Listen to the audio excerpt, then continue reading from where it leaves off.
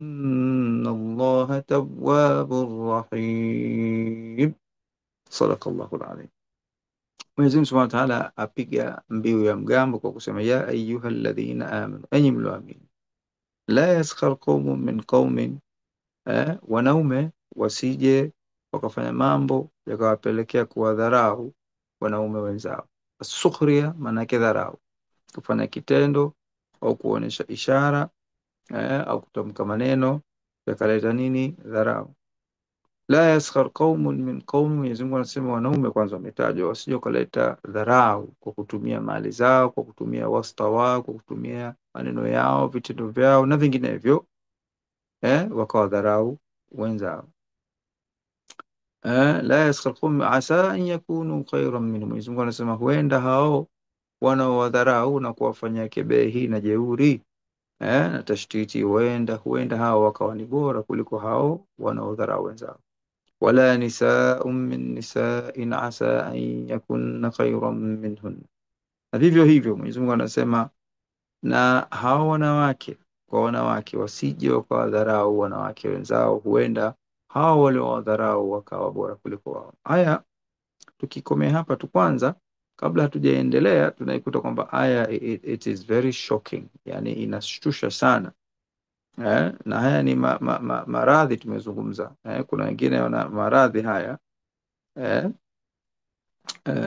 na maradhi ambayo ni makubwa sana eh, ambayo yamejikita katika jamii zetu eh.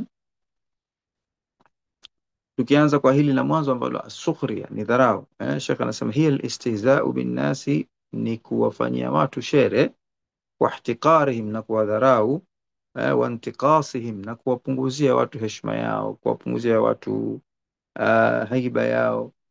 Kuna watu wakipata ulwa kidogo, basi tena huanza kutapa na kujinapa na kufanya kiburi. Tumeyasikia mengi haya kipindi kile cha sana tunayaona katika kipindi cha mambo za chaguzi zetu, hususan kule nyumbani. Tunaona kuna baadhi ya watu hufanya kiburi kikubwa sana, na huu ni katika mrengo wa siasa tu, lakini tunao katika kijamii, tunaona watu ambao Mwenyezi Mungu amewapa kidogo, wallahu faddala ba'dakum ala ba'din fi rizq, wale ambao kidogo Mwenyezi Mungu kawafadhilisha, kawapa kipato kikubwa kuliko wenzao, basi tunaona huwafanyia kejeli, huwafanyia inda, huwafanyia istihzai, kana kwamba hawa maskini wameomba wao kuwa maskini. Kwa hivyo wanafanya mambo inapelekea kwamba mtu ajihisi kwamba kuwa maskini manake ni kuonewa. Kuishi katika nyumba ya kawaida ni kuonewa, na ni kitu ambacho si kizuri. Takriban umaskini si kitu kizuri. Mtume sallallahu alaihi wasallam alikuwa akiomba dua, Allahumma inni a'udhu bika min al-bukhli wal-faqri wal-ajzi wal-kasli, Mwenyezi Mungu najikinga kwako kutokana na nini? Ubakhili, usinijalie kwa bakhili, wala aji, usinijalie kwa mtu wa kushindwa shindwa hivi kwamba sifanikishi mambo yangu, walbukhli, na kwa bakhili, walfaqri, na mtume alikuwa akiomba Mwenyezi Mungu usinijalie kwa fakiri. Kwa hivyo fakiri si kitu kizuri, si sifa nzuri. Lakini mtu akiwa maana kifakiri kwamba anajitahidi lakini hakupata kingi, maana haya mambo yote yanakasimiwa na Mwenyezi Mungu. Anasema Allahu faddala ba'dakum ala ba'd, Mwenyezi Mungu amefadhilisha kila mtu, amemkasimia kila mtu, amempa chake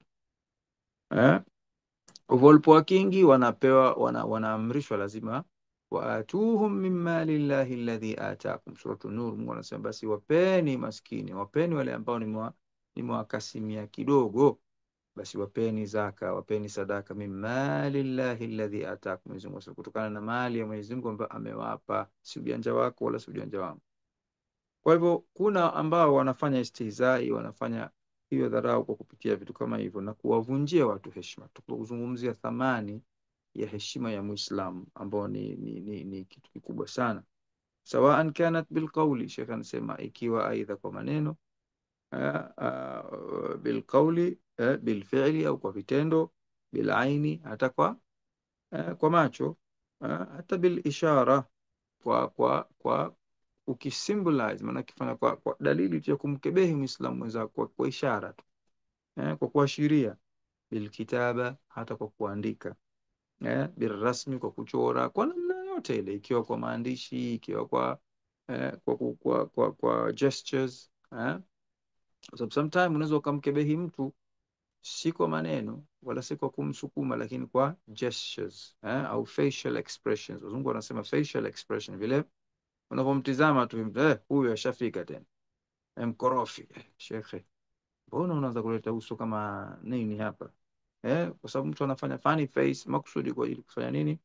Kwa kuonesha kwamba huyu alikuwepo hapo ni kinyaa, hafai kuwepo hapo Kwa Mwenyezi Mungu anasema haya mambo ni yamekatazwa kabisa. Tena anawaambia ni waumini, ya ayyuhalladhina amanu. Kwa waumini, wapo baadhi ya waumini watakuwa na tabia hizi. Ayyan ma kanat at-tariqa, ayyan ma kanat at-tariqatu fakulluha dakhilatun fi an-nahy. Sheikh anasema njia yote itakayokuwa, ikiwa ya maandishi, ikiwa ya ishara, ikiwa ya mchoro, ikiwa ya maneno, yote yameingia katika makatazo. Dakhilatun fi an-nahy ya ayyuhalladhina amanu la yaskhar qaumun min qaumin. Na mara nyingi zaidi Sheikh anasema falghalibu anna almaskhur falghalibu anna almaskhura minhu yakunu afdal min as-sakir. Mara nyingi zaidi yule anayedharauliwa huwa anakuwa bora kuliko yule mdharauli, kwa sababu kwanza mtu akishakuwa na sifa ile ya dharau, basi wewe uko very weak, wewe ni mtu ambaye dhaifu sana, si mbora wewe bwana. Hata uwe na mamilioni, ile kwamba hao wenzako unawadharau kutokana na rangi yao, wewe Mwenyezi Mungu akujalia labda una rangi kwa mujibu unavyojiona wewe ndio unapendeza kwa rangi yako, kwa sababu uzuri hauendani na rangi. Kuna watu wana rangi ambazo zinakiza, weusi sana kupitiliza, lakini wazuri kupindukia. Kuna watu na rangi kama snow, lakini hawavutii na rangi yao nyeupe. Kwa hivyo uzuri si rangi Kwa hivyo utakapokuwa Mwenyezi Mungu unataka mtu umheshimu binadamu, mheshimu Muislamu wenzako. Ndio miko hiyo tunafunzwa. Suratul Hujurat imekuja kutufunza, ndio sura hii inazungumza suratul Qiyam wal Akhlaq. Sura inaleta ile misimamo na inaleta tabia, vipi watu waamiliane. Kwa hivyo Sheikh anasema mara nyingi sana mtu yule anayedharauliwa ndio anakuwa bora kuliko yule anayedharau. Na vile vile hapa kama mfano akapiga mfano, undur likufari Quraish kalwalid ibn al-Mughira Abi Jahl wa Abu Lahab mimman kanu yaskharuna yadhakuna wa yataghamazun min du'afai al-mu'minin. Hawa kina Walid ibn al-Mughira, kina Abu Jahl hawa na Abu Lahab walikuwa kimdharau mpaka mtume. Hawa walikuwa wakimkera mtume, wakimwita mtume majina mabaya baya, kadhabun ashir, huyo ni muongo mzandiki. Na Mwenyezi Mungu akasema sayalamuna ghadan man alkadhabu alashir, basi kesho kwa maana ya kiyama hawa watakuja kumtambua, watamjua nani muongo mzandiki, watamjua nani.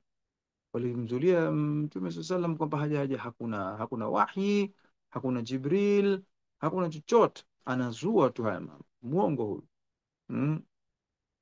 Wakamwita mpaka mwenda wazimu. Mwenyezi Mungu akateremsha aya akasema wama sahibukum bimajnun, huyu ndugu yenu sahibu yenu Muhammad si mwenda wazimu. Walaqad raahu bil ufuqil mubin, indeed certainly, bila shaka, hakuna shaka, amemuona Jibril, kwa sababu alipokuwa akiwaambia wale meletwa wahi, Jibril kanjia kaniletea Qur'ani hii, akasema huyu bwana huyu atakuwa kichaa, huyu mtume wenu ni kichaa, huyu hana akili, huyu majnunun. Kwa hivyo Mwenyezi Mungu akaja akakanusha akasema walaqad raahu bil ufuqil mubin wama huwa ala alghaibi bidhanin wama huwa biqawli shaytanir rajim. Walikuwa wakisema hizi Qur'ani hizi ni satanic verses. Katu naye yule mtu alijiita nani, Salman Rushdie, alikuja zama zetu hizi naye akaandika kitabu akakiita Qur'ani ni satanic verses, hizi ni aya za kishetani, astaghfirullah alazim. Lakini ndio title of the book, jina la kitabu alitai. Kwa fupi hawa watu wanakuja kwa sura nyingine. Haya, tuendelee kidogo hapa. Kwa hivyo Sheikh anasema mara nyingi wanaodharau watu wao ndio wanakuwa, hao wanaodharauliwa huwa bora kuliko hao wanaodharau wenzao, kama kina Abu Lahab wakiwafanyia maskhara, wakiwadharau, wakiwacheka.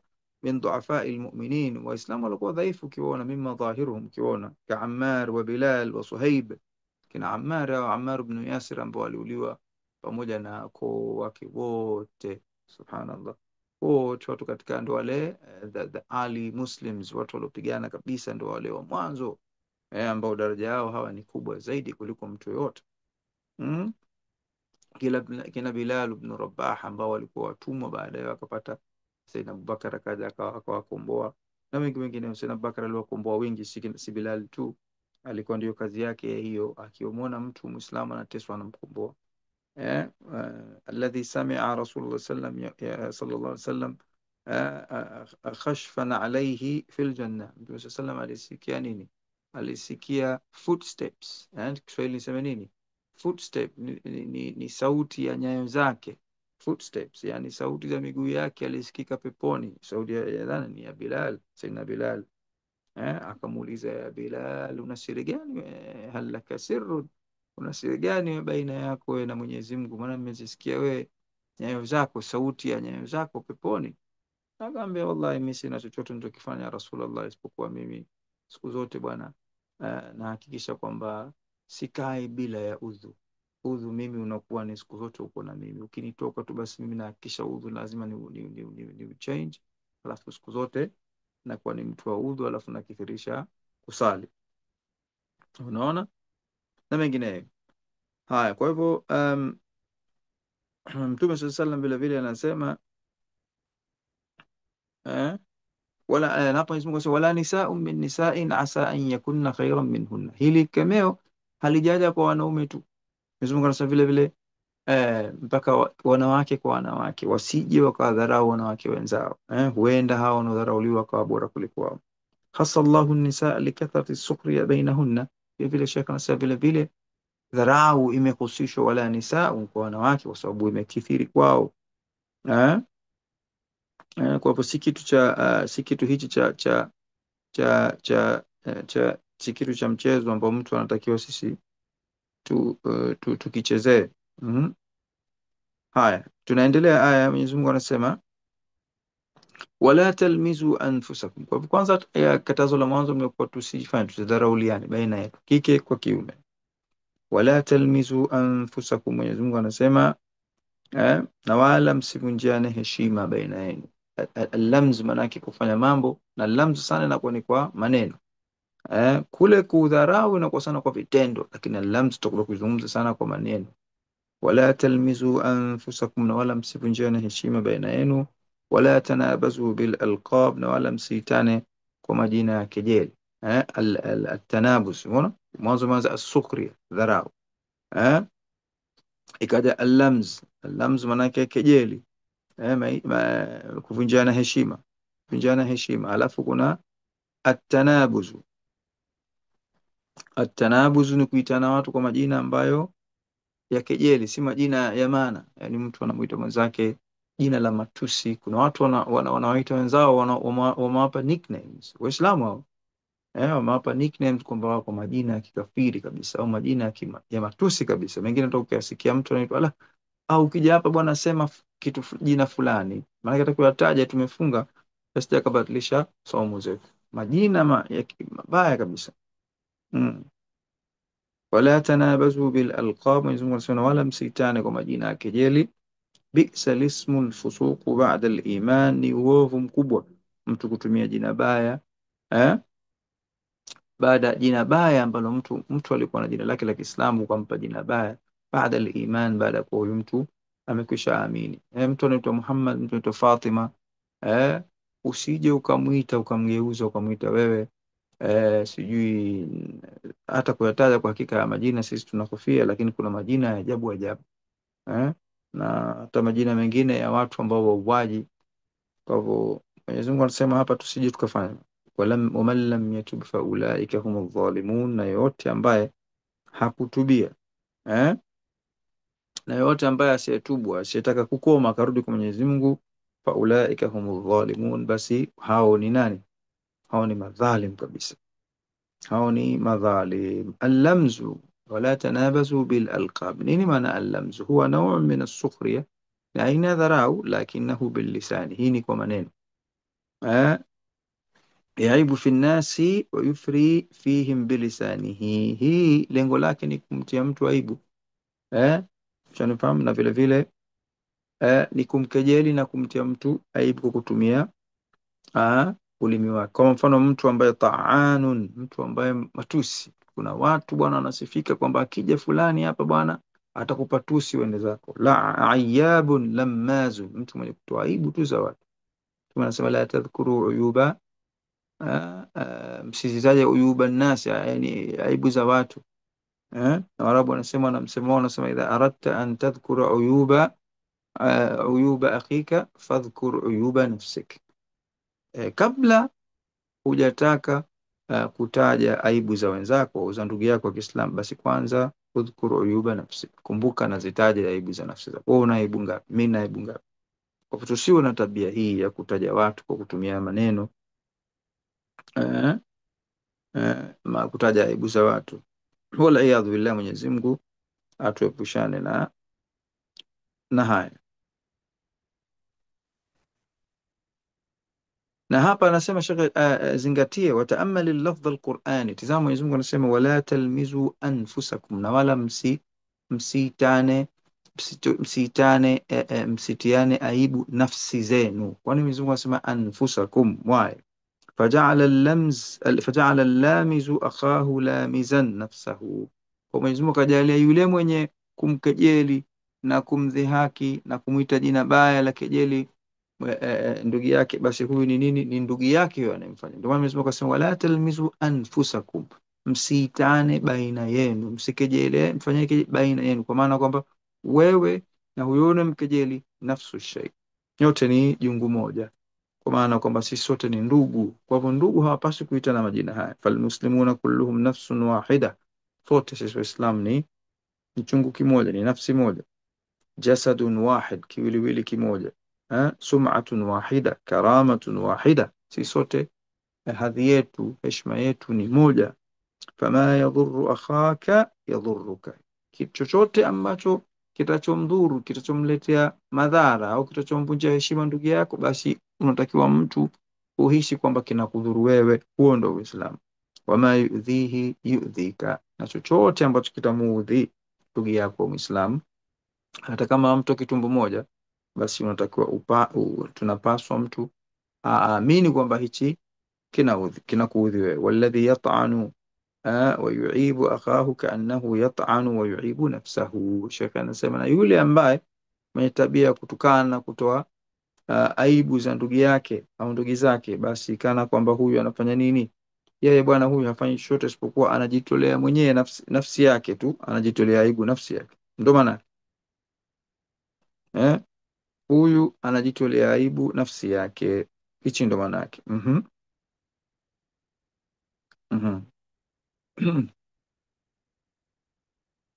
Haya, Mwenyezi Mungu katuahidia nini kwa wale watu ambao wenye tabia hizi, tabia za kuitana watu majina maovu, tabia za watu kuwafanyia kejeli na kuwaita majina ambayo nje ya majina ya Kiislamu. Mwenyezi Mungu kaandaa adhabu kwanza kuanzia hapa hapa dunia. Yani haya mambo ni mazito sana kuanzia hapa. Qad ta'tihim hapa Sheikh anasema wa alimun min Allahi laysat hayyina, Allahu wahdahu ya'lamu ma alladhi sayusibuhum fi dunya min wara'i hadhihi al-udhya. Mtu anapomuudhi Muislamu mwenzake kwa kumuita aidha jina au kwa kumdharau au kumfanyia kebehi kwa kumuita majina, hajui vipi Mwenyezi Mungu kamwandalia adhabu gani hapa hapa duniani. Wallahu wahdahu ya'lamu ma alladhi sayajrunahu ala anfusihim min masaib wa uqubat min wabalin bisababi hadhihi al-udhya. Mwenyezi Mungu pekee yake ndio anajua atampa adhabu gani kwa mujibu wa maudhi ambaye anampa Muislamu mwenzake. Qad ta'tihim da'wa sahmun min sihami al-layl min ahadi al-mu'minina alladhina adhawhum fayusallitu Allahu ala qulubihim fitna taftatinu qulubuhum fatasu'u khatimuhum fayakhtimu lahum bisu'in wal iyadhu billah. Mwenyezi Mungu huweza akamtilia fitna huyu mtu akawa mwisho wake ukawa ni mbaya. Mwenyezi Mungu atuepushe mbali.